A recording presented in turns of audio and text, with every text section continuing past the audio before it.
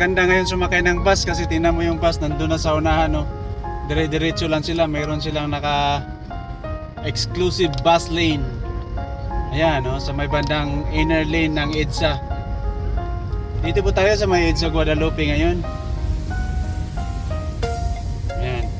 Sa outer lane na yung mga private vehicle, yung mga bus nandito na sa inner lane.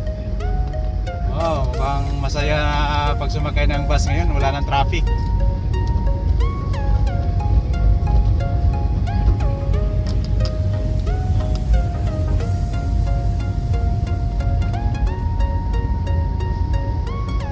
Ayun, oh.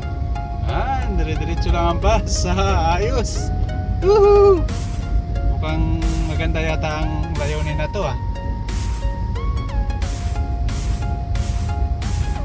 Dapat hanggang Fairview, ganin din yung mga bus nakahiwalay sa inner lane. Total, wala na halos U-turn doon, Commonwealth.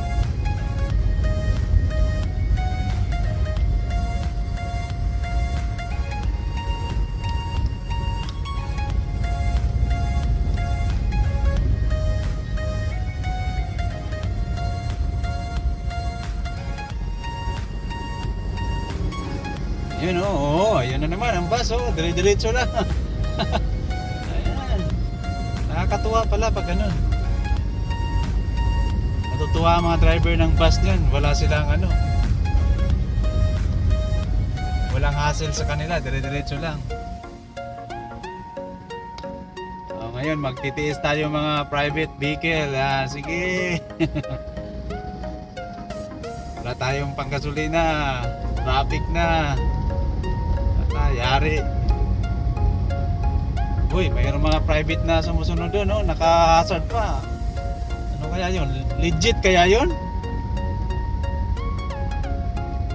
Dapat yung mga ganyan hinuhuli din. Dumadaan dyan sa bus lane.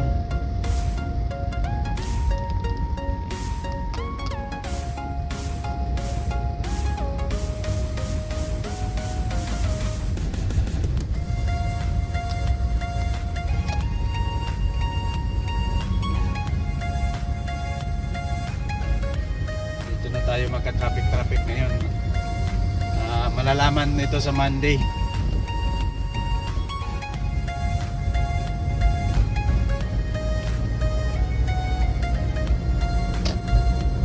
Wah, bilis ng isa.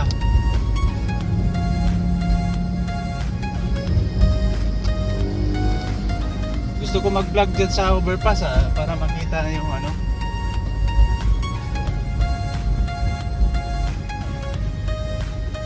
So siksikan na sa traffic dito, iiwas na tayo, iiwas.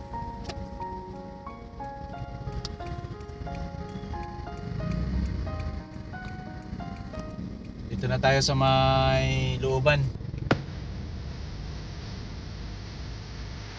Reliance Gate.